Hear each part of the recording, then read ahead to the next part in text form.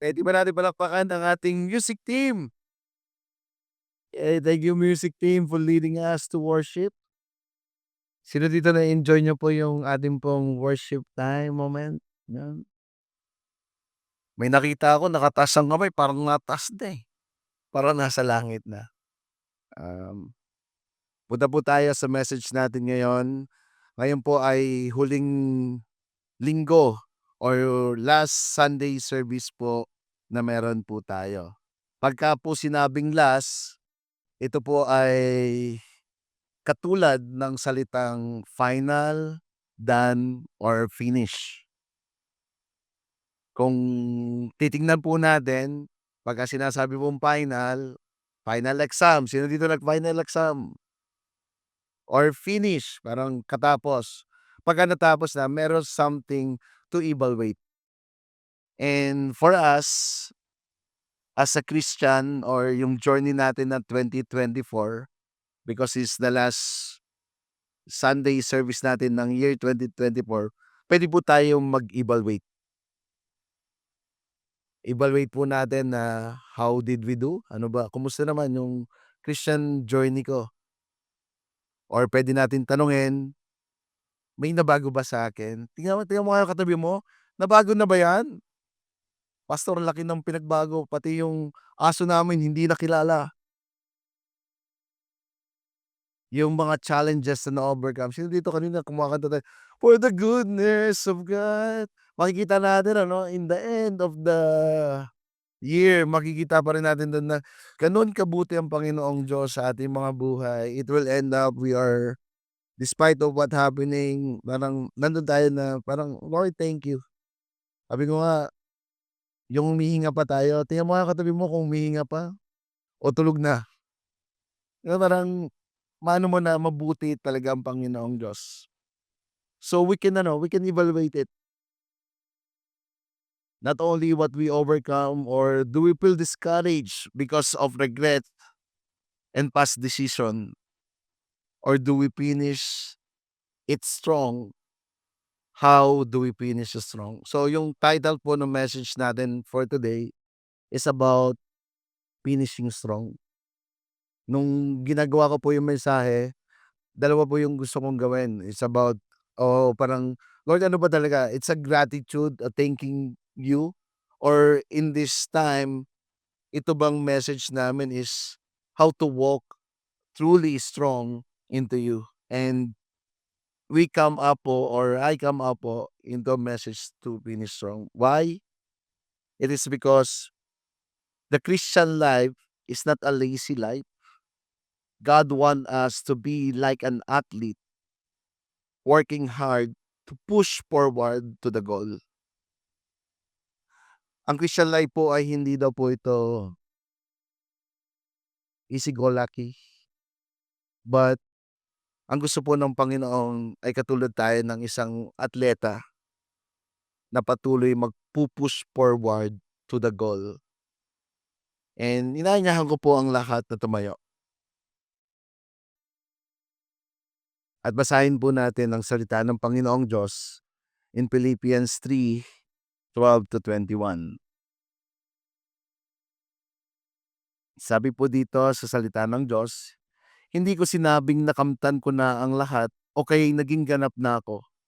Sa halip patuloy akong nagsusumikap para makamtan iyon, dahil ito ang layunin ni Kristo Jesus nang tawagin niya ako. Mga kapatid, hindi ko sinasabing naabot ko na ang ganap na buhay. Ngunit ito ang ginagawa ko ngayon. Kinalimutan ko na ang nakaraan at pinagsisikapan ko makamtan ang nasa hinaharap. Tulad ng isang manlalaro, nagpapatuloy ako hanggang makamtan ko ang gantimpala na walang iba kundi ang pagtawag sa akin ng Diyos na makapamuhay sa langit sa pamamagitan ni Kristo Jesus." Tayong malalago sa pananampalataya ay magkakaroon sana ng ganitong kaisipan. Pero kung hindi ganito ang pag-iisip nyo, ipapaunawa ito sa inyo ng Diyos. Ang mahalaga ay patuloy nating sinusunod ang mga katotohanang natutunan na natin. Mga kapatid, tularan niyo ako at tularan din ninyo ang iba pang namumuhay ng tulad namin, sapagkat maraming namumuhay na salungat sa aral tungkol sa kamatayan ni Kristo sa krus. Ilang ulit ko nang sinabi sa inyo ang tungkol sa salita at naluluha akong ipaalala ulit ito sa inyo ngayon. Kapahamakan ang kinahihinatnan nila dahil dinidiyos nila ang kanilang tiyan. Pinagmamalaki pa nila ang mga bagay na dapat sana nilang ikahiya at wala silang iniisip kundi ang mga makabundong bagay. Ngunit para sa atin, ang langit ang tunay nating bayan at mula roon, hinihintay natin ng may pananabik ang pagbabalik ng tagapagligtas, ang Panginoong Jesus. Verse 21, pagdating niya, babaguhin niya ang may hina at namamatay nating katawan lupa at gagawin tulad ng maluwalhati niyang katawan. Gagawin niya ito sa pamamagitan ng kapangyarihang sumasakop sa lahat ng bagay. Let us pray. Panginoon, maraming pong salamat. Tunay na ikaw ang Diyos ng pagbabago. Dalangin namin, Panginoon, na ikaw, Panginoon, magbigay sa amin ng bagong buhay, bagong simula, bagong kasunduan, bagong puso, at kung papaano namin gagawin ang mga bagay. Dalangin namin, Panginoon, na truly, when we entrust everything to you, Lord, ang aming kinabukasan ay may pag-asa, may kaluwalhatian, may kagalakan at kapayapaan. Dalangin namin as we hear your word today, Lord, we will acknowledge truly that what you did on the cross truly can change us. In Jesus' name we pray. Let's everybody say, Amen. So yung gusto ko pong sabihin sa inyo kanina, inahalin tulad ni Apostle Pablo itong salitang ito na tayo daw po bilang Kristiyano ay katulad daw po natin ng isang atleta. Sino po dito, you've been in a competition, nasa competition kayo na either basketball, uh, cheer dancing, ano pa mga volleyball, football, chess, parang may preparation, not only a preparation, pero kailangan mong mag-train at kailangan mong gawin ng mga bagay na 'to. Pero if you are not strong enough, not trained enough, hindi mo makakayanan na matapos ito ng maganda. Sabi ko nga kanina, katulad natin bilang isang Kristiyano, ang tanong, papaano ba natin matatapos 'to na maganda? As we evaluate ourselves, ito po makikita po natin dito sa storyang ito kung ano po yung sinulat ni Pablo. And ine-encourage siya po yung mga Philippi in this scenario at nag-wrote siya po ng isang letter na sinasaad niya dito na magpatuloy tayong lumakad sa Panginoong Diyos. Magpatuloy tayo na abutin yung gantimpala bilang isang atleta. And sino dito kailangan mo ng encouragement?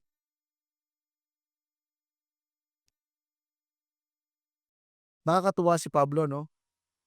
Nag-e-encourage siya pero parang siya kailangan ng encouragement. Kasi ito pong time na 'to nung sinulat niya po ito, siya po ay nasa prison. Siya po ay nakakulong in this time and this moment. Pero ang gusto niya po ay encourage ang mga mananampalataya na patuloy na tumayo sa kanilang pananampalataya in a manner worthy to the gospel, in a manner worthy sa ginawa po ng ating Panginoong Diyos. But some, they doing it out of religious or out of rules. Para bagang yung iba ginagawa lang ito mechanically. Naniniwala sila pagka like yung mga Judaizer in this time, this moment, yung in this time na ano, yung sinulat 'to ni Paul, meron kasing ah, parang magkatulad, pero totally na hindi po talaga magkatulad. That's why Apostle Paul encouraged them. Sinasabi nila they could achieve perfection and righteousness because of the thing na kanila pong ginagawa. Parang yung circumcision, not only circumcision but also yung ah, mga ginagawa ng mga Judaism, mga orasyon, bago kumain dapat ganito muna yung gagawin. And they seemingly dahil ito yung ginagawa nila, they feel perfect. Parang tayo noon, 'di ba? Sino dito dati pagka dumaan ka sa simbahan, nakasimba ka, paglabas mo ng simbahan, feeling mo ang banal-banal mo na, meron ba tayo dito nun? Or lagi pagka dadaan ka, kailangan mong mag-ano, kasi nga banal ka na, parang gano'n. So ngayon dahil nakadaan ka ng simbahan, pagka nakita mo yung katabi mo or umuwi ka ng "Aba, ako'y nakapagsimba na, mas mabait na ako kaysa sa'yo." Parang parang gano'n po yung nangyayari dito. Kaya dito ine-encourage si Apostle Pablo na, "Why we doing what we doing?" Bakit mo ginagawa yung bagay na ginagawa mo? Sino po dito, you are a volunteer ng simbahan natin? Taas mo ang kamay. Yun, dami, palakpakan naman natin. Uy, na-appreciate ko si Reggie, dahil si Reggie yan, faithful na volunteer natin yan sa ano, sa kids church. Brother, saludo ako sa'yo, yan. Pero ang tanong, why we volunteer the church? Sino po dito nagbabasa ng Bible? Yun, buti na lang nagbabasa tayo ng Bible. Pero ang tanong, bakit tayo nagbabasa ng Bible? Sino po dito mabuting asawa ka, taas ang kamay. Yun, thank you honey, pagiging mabuti. Sino dito mabuting anak, taas ang kamay. Yun, but the question is, bakit ba natin ginagawa ang mga bagay na ginagawa natin? And not only that, there's a warning. Binibigyan ni Apostle Pablo ng warning. Kasi posible dahil ito ikaw noon, baka sa long run, maging ganito ka na uli ngayon. Parang sino dito nag-gym? Ito, year 2025 na. Marami na naman magpo-post diyan, first day ng gym.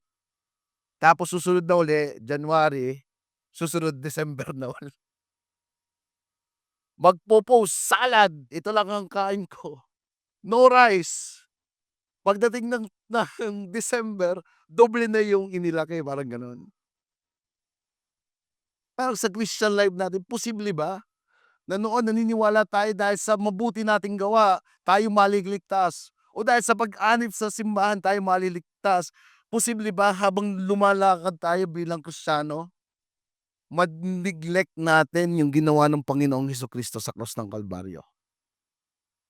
For us, sino po dito, we believe that we are saved not because of our good deeds, but because of what Christ did. At ito po yung bakit niya ine-encourage yung mga tao. In Philippians 3:5-6, basahin po natin. Sapagkat noong 8 araw pa lang ako, ay tinuli na ako. Isa akong Israelita na mula sa lahi ni Benjamin, kaya kung pagiging tunay na Hudyo ang pag-uusapan, talagang tunay akong Hudyo. At kung pagsunod sa kautusan ng mga Hudyo naman ang pag-uusapan, talagang sinunod ko ito dahil Pariseo ako. Grabe 'no? Kung ability, talent, qualification, na kay Pablo na ang lahat. Yung Pariseo parang inaano niya dun, kasi may grupo ng mga Juda o yung mga Judaizer dito na hindi nila, parang tinutuligsa nila yung pagka-convert ni Pablo. Pero sabi niya dito, Sino mas qualified dito? Walang iba kundi ako mismo. Kung tungkol naman sa sigasig ng pagsunod ko sa relihiyon ng mga Hudyo, inuusig ko ang iglesia, walang maipipinta sa akin pagdating ng pagsunod sa kautusan. Kung makikita natin dito si Pablo mismo, na siya mismo yung qualified. Sino dito may katabi kayong mukhang mas mabait sa iyo? Sige, sige. Yan. Kung titingnan sa bait, mas mabait na po si Pablo. Sa qualification is the qualified. Pero sabi niya, wala ang lahat ng 'to dahil ako ay na kay Kristo.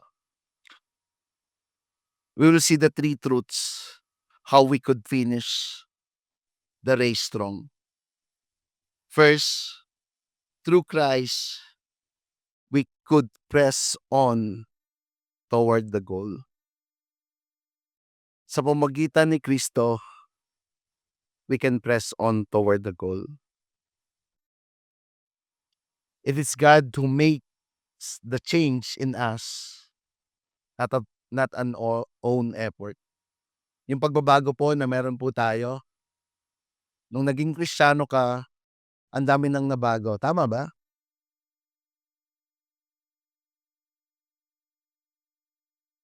Pero kung titingnan natin dito, inahalin tulad 'to ni Pablo na hindi ito sa kanyang gawa, bagkus ito ay sa ginawa ng Panginoong Diyos.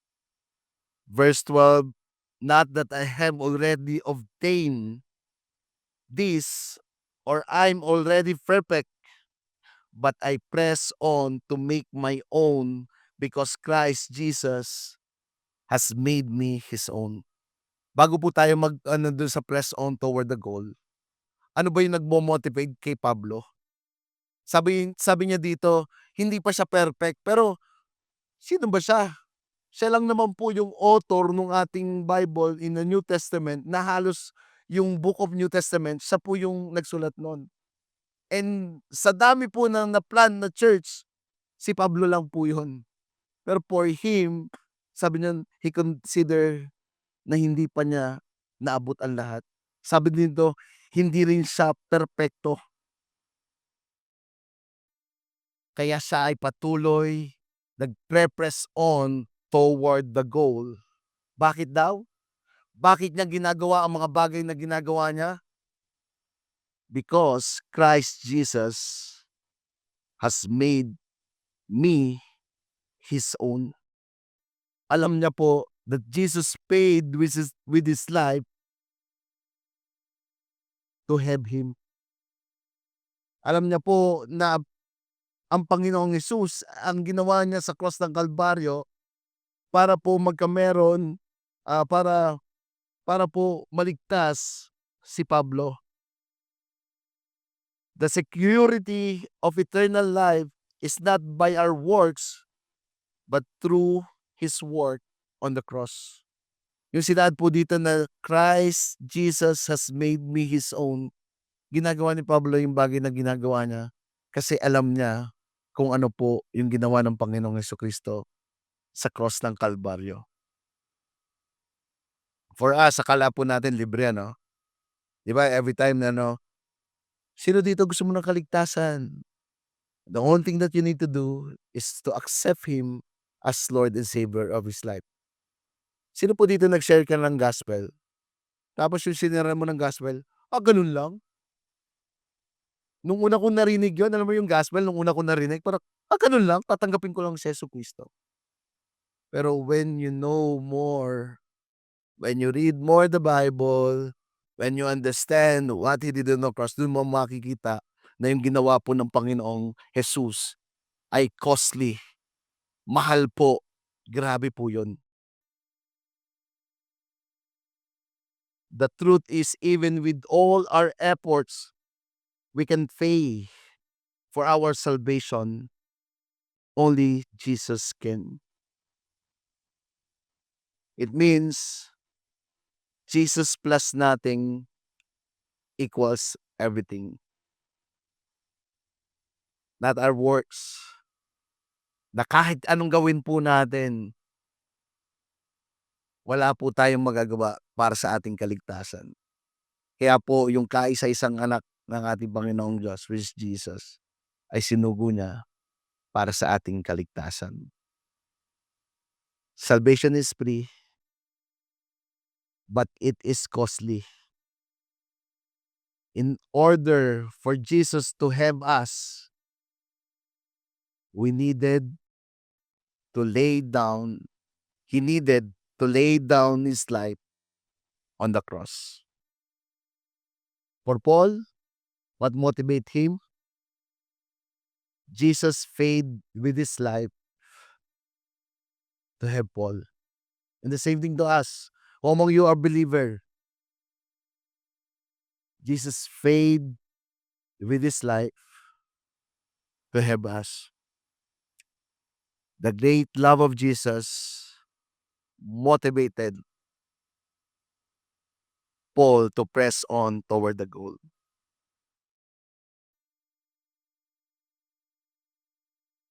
Imposible po na maging mabuti kang Kristiyano kung hindi mo alam yung ginawa ng Panginoong Jesucristo. It will end up that we will be more moralistic lamang. Hindi dapat ganito. Bawal yan, bawal yan, bawal yan, bawal yan. Nakatid ka na ba sa ibang parang ang daming bawal? Dito po sa atin, walang bawal. Ay, hindi. Isa lang ang bawal. Ano po ang bawal? Kasalanan. Pero pwede kang kumain ng bawal din pala ng dinuguan. Bawal kumain dinuguan. 'Pag walang puto, yan. Alam niyo na yung joke eh. Wala pong bawal. That's why we can enjoy all. Sino dito na-e-enjoy mo yung pagiging Kristiyano mo, di ba? Pwede kang pumunta sa ganito, walang bawal tayong kainin. But only one ay kasalanan. So what do I mean? Bago po ang lahat, maintindihan natin na we can press on toward the goal. Pwede po yung kaya po natin yon. Kaya natin maging mabuti. Kaya natin maging perfect. Not now. Pero when we accept Christ as Lord and Savior of our life, the God, the Holy Spirit is already in us that sanctify us. At ito po yung nagmo-motivate kay Pablo, yung ginawa ng Panginoong Jesucristo sa cross. Ano yung pine-press on toward the goal ni Pablo? Ito po yun. In verse 10, sabi dito, nais ko ngayong nahigit pang makilala si Kristo, maranasan ang kapangyarihan na muli niyang pagkabuhay, makabahagi sa mga paghihirap niya at matulad sa kanya sa kamatayan niya. Through Christ, we can press on toward the goal. And what is the goal? Exactly, to know more Christ and be like Christ. Ito po yung inaano ni Pablo na, in the end, I will do everything for Christ. Because of what He did on the cross, it truly changed the life of Paul. Tama ba? Di ba? Sabi niya, for me to live is in Christ and to die is gain. Para sa kanya, ang mabuhay dito sa mundo ay para kay Kristo. Madali po ba yung ginagawa niya?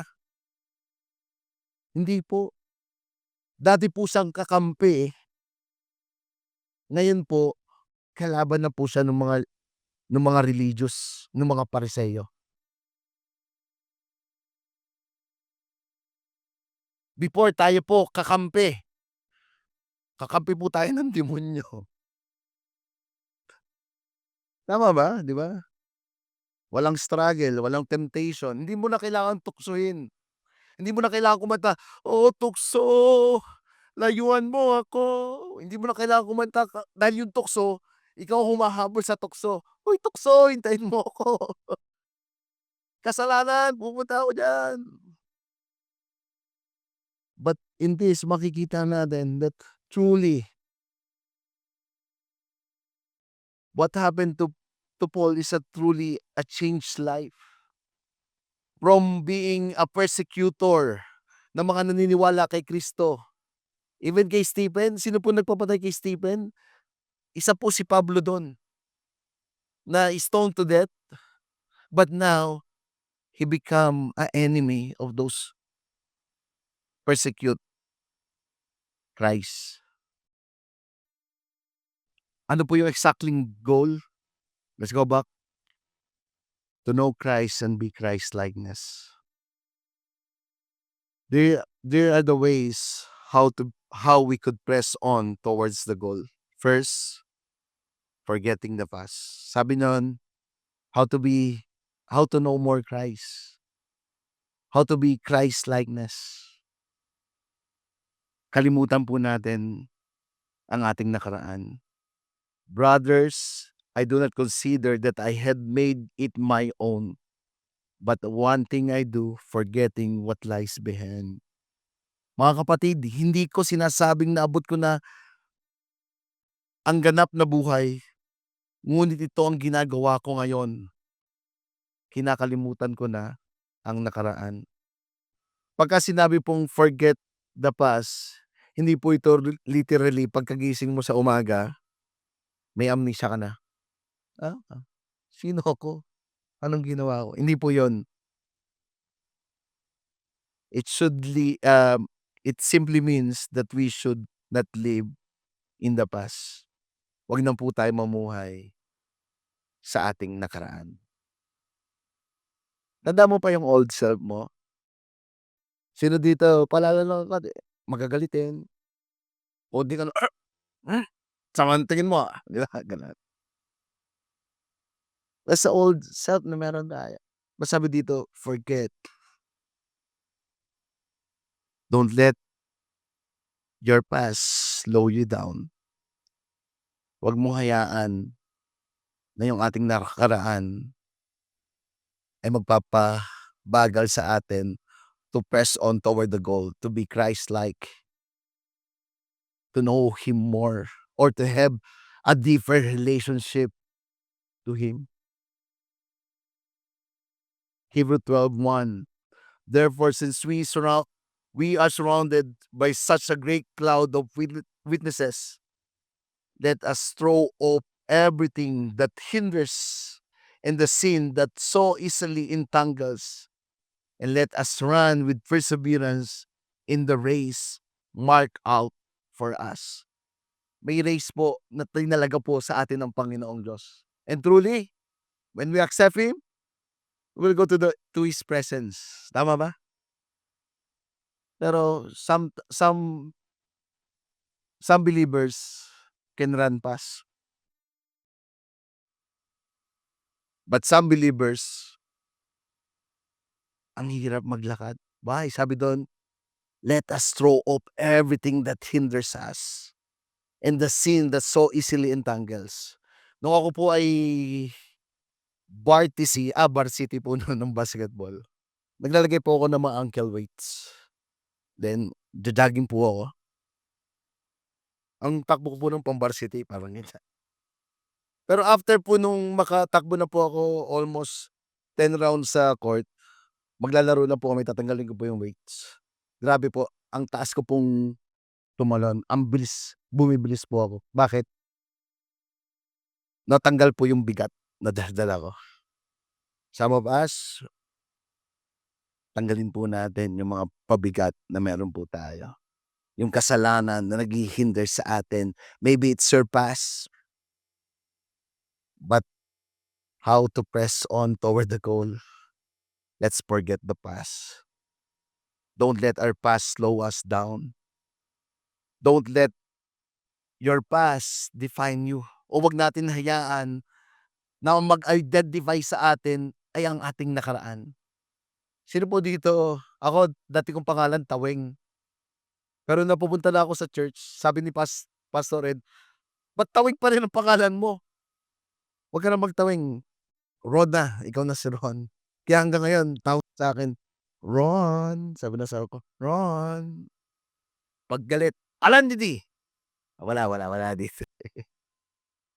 Tapos sabi dito, our identity is no longer our past, but our identity is in Christ.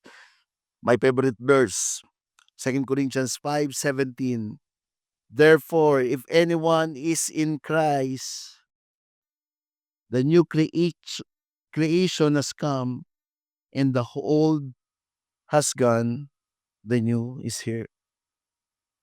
All of us who accept Christ as Lord and Savior of our life, you are no longer you anymore, but Christ is in us.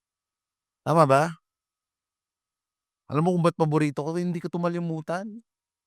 Nung naging Kristiyano po ako, napatambay ako dun sa tambayan namin dun sa kasi bahay namin, paglabas mo dun lahat inuman na yun.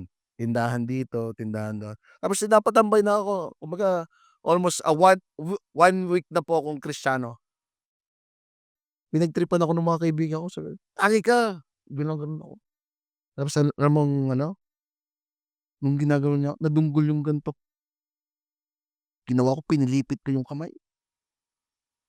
If anyone is in Christ is a new creation. The old has gone and the new has come. Sabi niya, nakakatakot naman yun. Ano yung sinabi mo? 2 Corinthians 5:17. Gusto mo bumalik ako sa dati ko? Sabi ko gano'n. Hindi na. Parang, wag niyo po akong gayahin.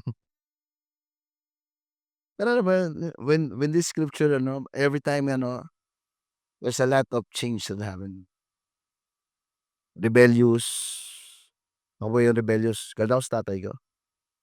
Every time makikita ko siya, parang ang sakit. Parang lagi kong andun yung galit. But laging gano'n, Lord, if anyone is in Christ, is a new creation. The old has gone, the new has come. Talunan, laging talunan. Sabi ko nga, pagka-exam, it's better to repeat than to report. Ayoko laging mag-e-exam, ayoko nung ano. Again, and you are in Christ. The old has gone and the new has come. I be a good father, naging mabuti po akong tatay. Yung hindi ko na naranasan sa tatay ko, yun yung pinaparanas ko sa mga anak ko ngayon. And you know what? The good thing of this, yung tatay ko nakagalit ko dati, sabi po ng mga kapatid ko ngayon, ako na daw po yung paborito niya. Parang laging ngayon, lagi ako hanapin, si Taweng. O yung sisingilin diyan, hindi kayo sisingil, si Taweng, parang lagi niya akong hanap. Alam mo yung nabuo yung relationship namin ng gano'n because of this verse. Anyone in Christ, a new creation, the old has gone, the new has. Nung kasal ko po, ayaw po nung mag-ano, mahiya. Hindi naman siya mahiyain, pero hindi siya showy. Pinakita ko sa mga tao, 'di ba papasalamat ka, "Maraming salamat sa magulang ko. Thank you po." Ang gano'n, alam pong ginawa ko, hinalikan ko po siya sa harap ng maraming tao. Medyo napapanot na po yun. Hinalikan ko dito, talagang namumula kasi medyo Chinese po yun, namumula siya then I hug him. Mga tao nag-iiyakan yung mga tao kasi alam nila kung ilang beses ako pinalayas tatay ko, eh. Sabi nung mga kapatid ko, "Ay, yan si Taweng, hindi na mabibilang sa kamay kung ilang beses pinalayas siya." Parang gano'n. But again, don't let your past define you. Anyone is in Christ is a new creation, the old has gone and the new has come. Don't dwell on your past. Isaiah 43 verse 18-19, the Lord says, "Forget what happened before and do not think about the past. Look at the new things I am going to do." There's a new thing that God is going to do in all of us. It is already happening. Kala mo walang nangyayari? May ginagawa po ang Panginoong Diyos. Don't you see it?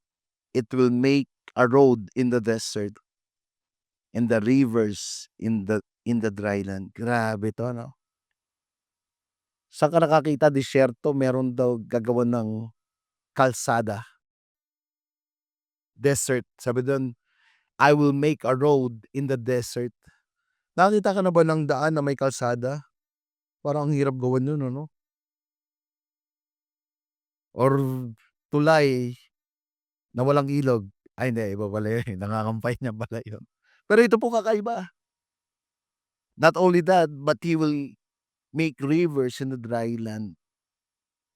Again, how among you excited for the year 2025 that God will make amazing things sa buhay po natin. Straining forward, pinagsisikapan kong makamtan ang nasa hinaharap. There will be a time to rest, but not now.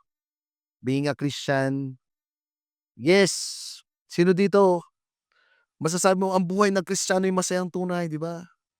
You do everything, pero parang nagi-give up ka na, ayoko na bang patawad kasi lagi akong nasasaktan. Sabi ayoko na, ayoko ng umasa kasi lagi na lang akong pinapaasa. Ayoko na sumubok ng isa pang bagay kasi ba't sabi mo dito, straining forward, kahit ang dami pong nakahara diyan, kahit every time we look into yung physical eyes natin, nakikita natin lahat yung facts. Ay hindi ko kaya 'to, hindi ko kaya 'to, hindi ko kaya 'to.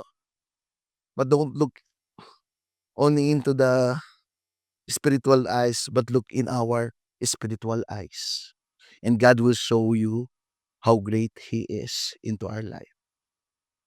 Straining forward. Ako po paborito ko yung pagka-receive po ng bola, kahit ang dami pong nakaharang. Minsan pagkabangga ko ako po nalalaglag. Pero you know what, yung straining forward, doesn't care anong mga nakahala diyan. Lord, dahil sinabi mo 'to, pinangako mo 'to sa iyong salita, I will continue believe in you. I will continually naniniwala ako na may hope. Lord, naniniwala ako kahit anong bitter nung heart ko, there's a joy na binibigay ka sa'kin. Straining forward. Not only forget the past, not only straining forward, but pressing on toward the prize. In Philippians 3:14, I press on toward the goal for the prize of the upward call of God in Christ Jesus. Palagay niyo ano yung prize na meron tayo na sinasabi ni Apostle Pablo dito? In time, darating po yung time, we will go to heaven and we will have the presence of Jesus. Lalapit tayo sa Kanya, ihahag na tayo, sabihin niya doon,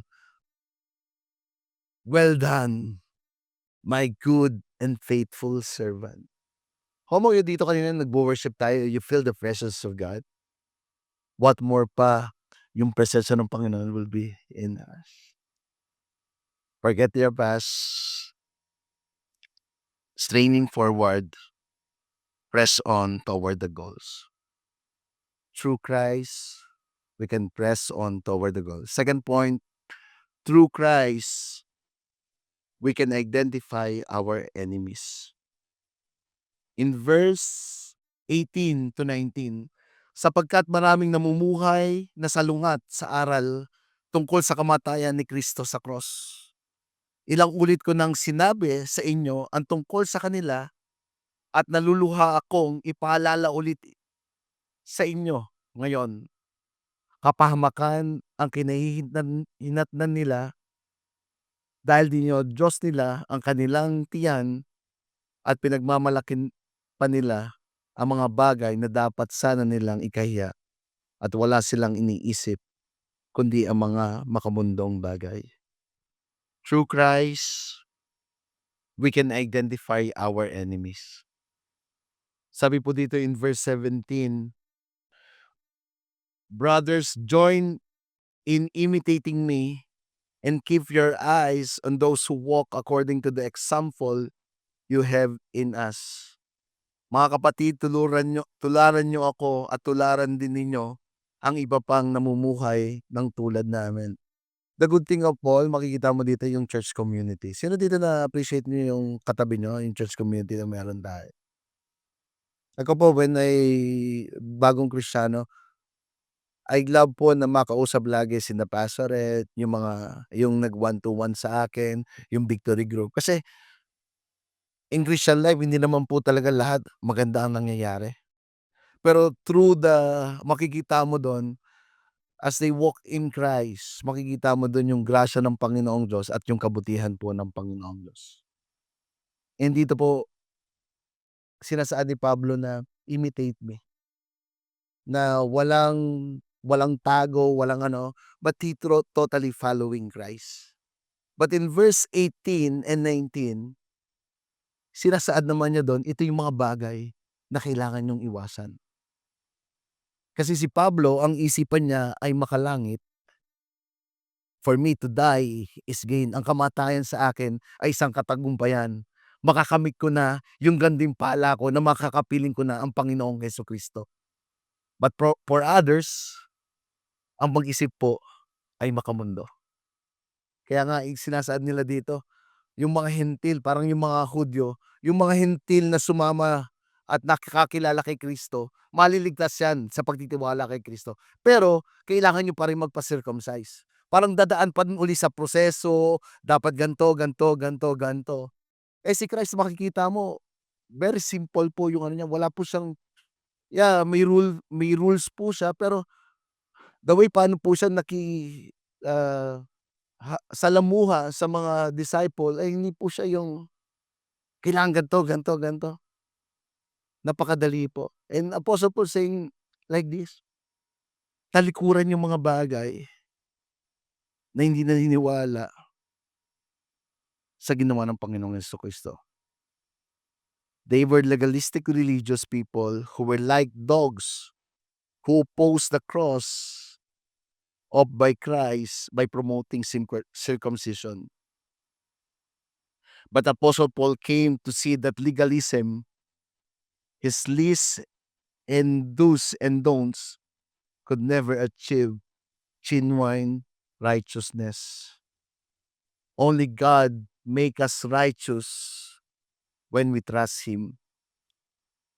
To become like Christ in His death means to serve Him in a costly ways. Be careful. There's a warning na sinasabi niya dito si Pablo. Ang sinasabi niya dito, huwag tayong makamundo. Pwede tayo po'y nasa mundo, pero hindi po tayo makamundo. Nage-gets niyo po yung inaano ko? We can be in the world. And truly, dapat tayo nasa ano, pero hindi po tayo mismo yung makamundo.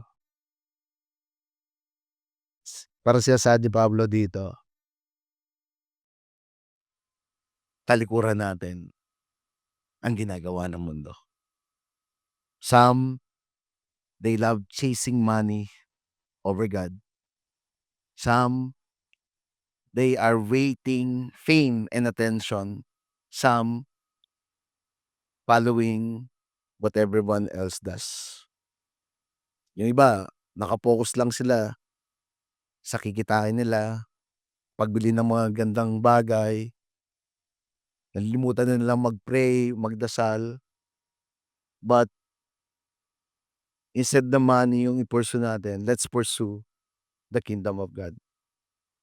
Instead na fame yung ating i-pursue, let's live humbly and aiming to please God, not people. Instead na tayo po ay gumaya lang sa iba, patuloy po tayong tumayo kung ano po ang tinatawag po na tama. Why is this dangerous to set our mind on earthly things? Bakit po delikado to? It's because we are not permanent citizen of this world. Open-minded ka ba? Kung open-minded ka, di ba laging ka ano?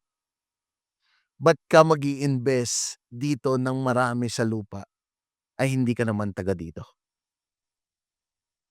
Mas mag-invest tayo dun sa langit na meron po tayo. Lahat po na meron tayo dito, pangsamantala lamang. Sabi mo sa atin mo, pansamantala lamang. Tatanda ka din. Hindi natin madadala ito sa langit. Third point na meron po tayo. Through Christ, Our citizenship is in heaven. There's assurance po na dahil sa ginawa ng Panginoong Hesukristo, tayo po ay citizen na ng langit. Kaya po tayo dito, yung iba dual citizen dito. Filipino citizen, senior citizen. O iba naman, tayo triple citizenship tayo. We are citizen also in heaven. Tandaan po natin, we are aliens of this world because Jesus owned us. Nung tinanggap mo po si Kristo bilang Panginoon at tagapagligtas, we are already alien. Alien? Alien. We are foreigner of this world. Aliens even, imagine alien would be shocked at many things that people do on earth, and so should be, as foreigner in this world, we are ambassador of Christ. Di ba po yung mga kalimitang pelikula, no? Pagka may alien, naaamoy sila, ano ba ginagawa ng mga taong yun? Ganahin ko kaya o hindi na? Sa inyo ba naramdaman na natin yon? Sabi kasi sa Philippians 3:20, ngunit para sa atin ang langit ay tunay nating bayan at mula noon hinihintay natin ng may pananabik ang pagbabalik ng tagapagligtas na Panginoong Hesus. We are ambassador of Christ and we seek to bring people into peace with Him.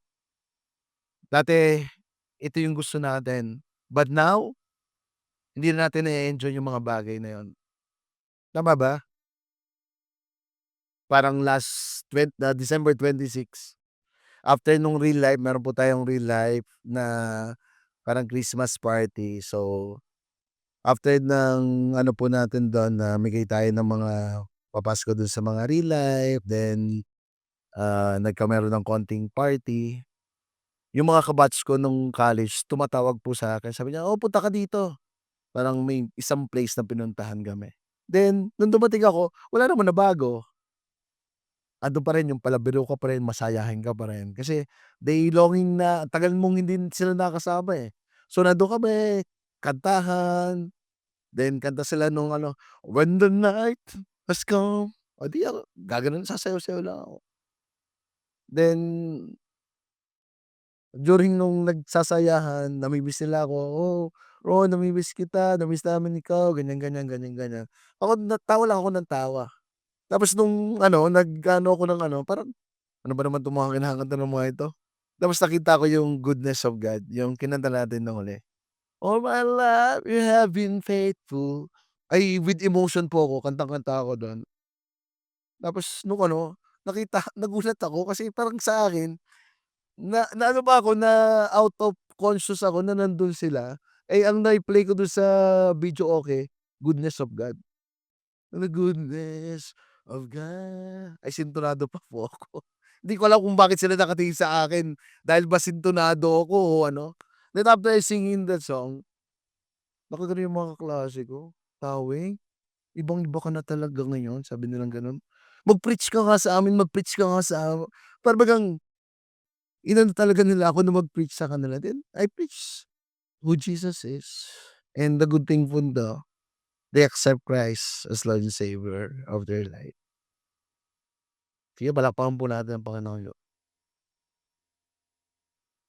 Ano po yung gusto kong i-point dun sa anong yun, parang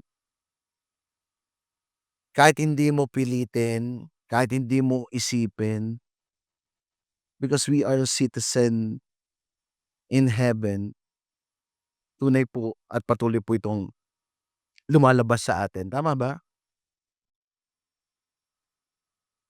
We are not enjoying anymore yung labas, yung ano, because we are aliens in this world. We are ambassador of Christ. That's why we seek to bring people into peace with Him. So, sino po dito, you are willing to press on toward the goal? You are forgetting the past. Why? Because totally, ang lahat po ng meron dito sa mundo, darating po yung time, it will end up glorification po. Tingnan mo po yung katabi mo. Maaari maganda, gwapo na yan. But in the end po, when we go to heaven, there's no struggle anymore into sin. There's no rayuma anymore. Hindi mo na kailangan mag-makeup pa. Hindi mo na kailangan mag-gym pa.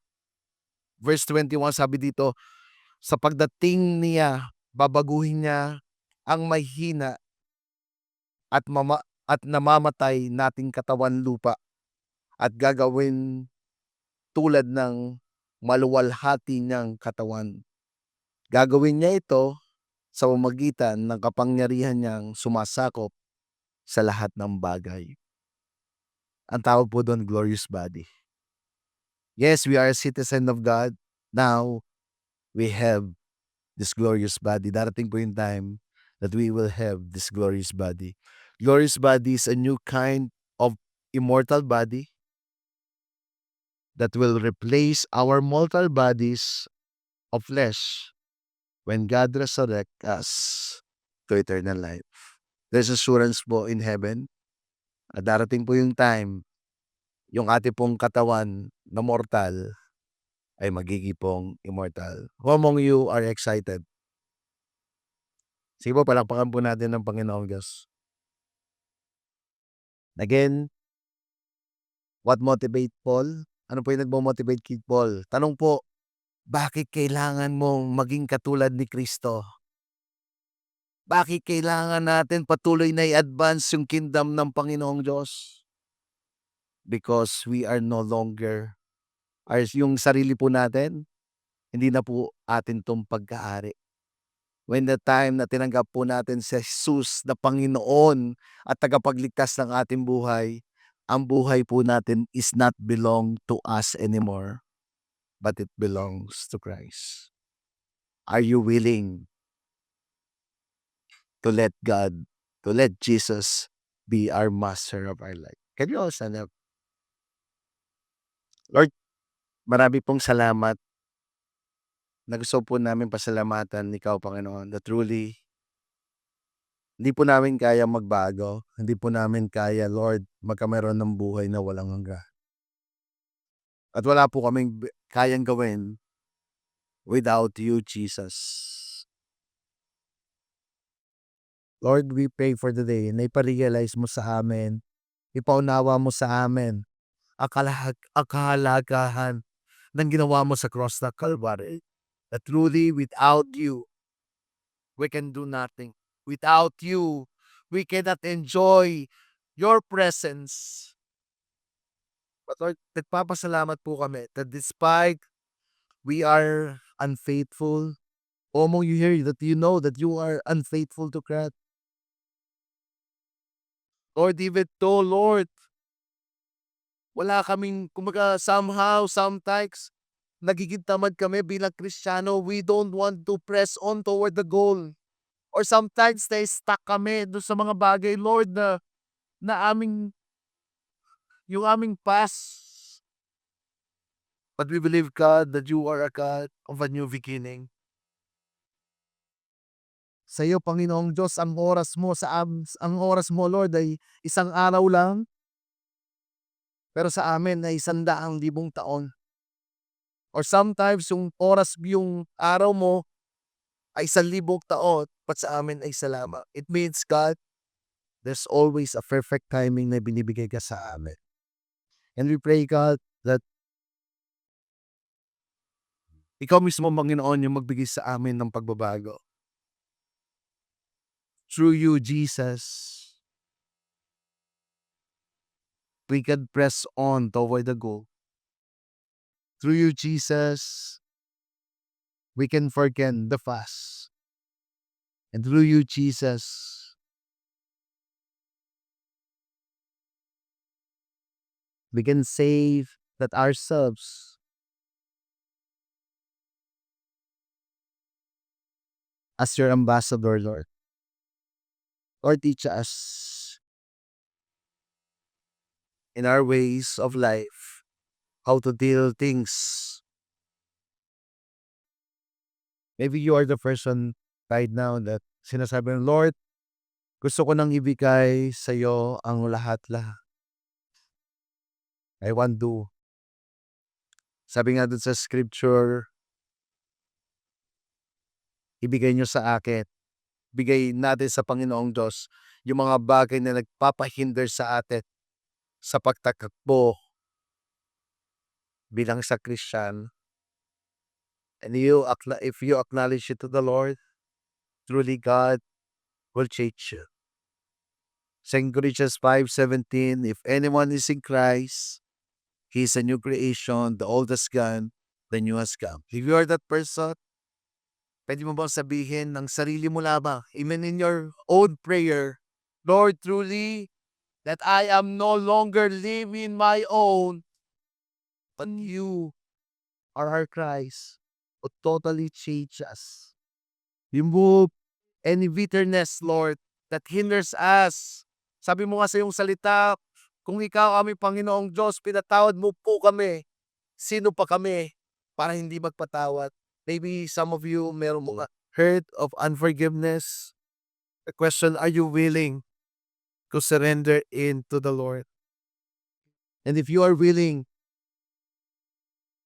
the Lord will give you grace to forgive that person.